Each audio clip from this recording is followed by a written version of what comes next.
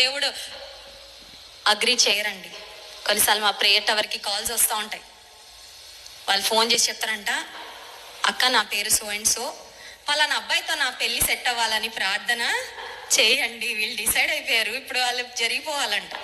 వాళ్ళ అమ్మలకి ఇష్టంలా, మా అమ్మలకి ఇష్టంలా.